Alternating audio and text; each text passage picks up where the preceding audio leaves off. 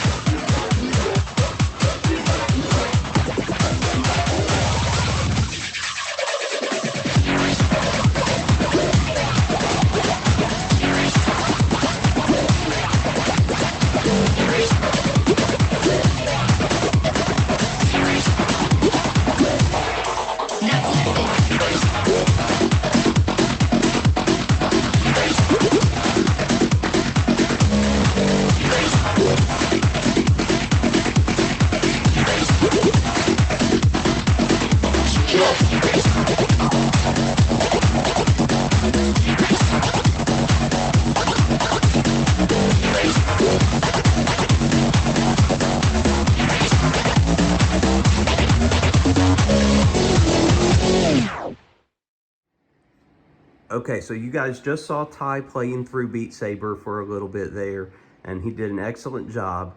Of the three of us, me, Chad, and Ty has used the MetaQuest more than any of the others, any other three, so I wanted to get his opinions so far on what he liked best and if there were any issues that he had with the VR headset.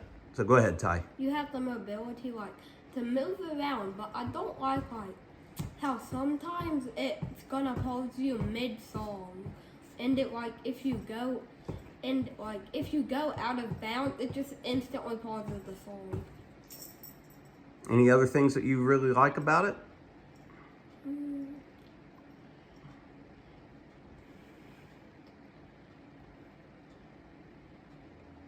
Here are a couple things so far that I really like about the MetaQuest. I really like how quickly it charges to a full charge.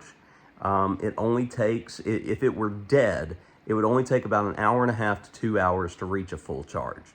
And another thing that I really enjoy about it is the battery life. You know, unlike a phone, you know, an iPhone, which may last the whole day, if you're consistently playing the MetaQuest, its battery is going to drain and be gone 3 hours, 4 hours, it's done. And you have to charge it again. And I like that because it makes you limit your own screen time. So you can't just stay on it all day long the entire time. Now, with us sharing this and spreading it amongst the three of us, you know, it's easy to, you know, not feel like you have spent a ton of time on it before you've got to charge it again, which is perfect. And, you know, in this time where you need to kind of limit the amount of time you're using something like this. So that's probably the biggest perk that I'm getting out of it. Plus the fact that, you know, I'm almost 40 years old. I have a history of migraines and a history of vertigo. And so far, I've used this and haven't had any issues whatsoever. That was one of my biggest things was, is it going to trigger migraines? Is it going to trigger my vertigo? It hasn't yet.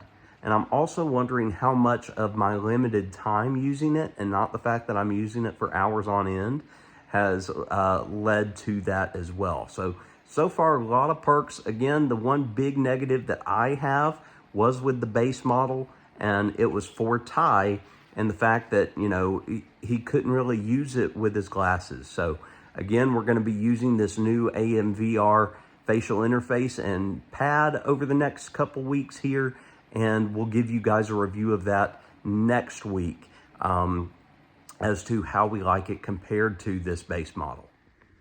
Okay, you guys heard from me and you heard from Ty. Now I want you to hear from Chad so far within the first couple weeks here about what he thinks about the MetaQuest 3S. It's very enjoyable. The only downside is the glasses. With the standard face thing, you cannot wear glasses while you're in it. So that only affects Ty. So do you personally, you don't have any issues with it? I don't have any issues. So just all positives, huh? All right, so that is our honest review after 2 weeks of having the MetaQuest 3S. So if you are on the fence about this, you're wondering, is it worth the money? Is it not worth the money? So far, it absolutely has been worth every penny. Great, different experience aside from console gaming. If you enjoy VR, highly recommend getting the MetaQuest 3S. Like I said, we'll have another video coming your way next week as we go over the AMVR facial pad that we've replaced the base model with, and we'll talk about it. Hope you guys enjoyed this. If you did, please give it a thumbs up, as it goes a long way to help our channel. If you have any questions or comments, drop those below as well.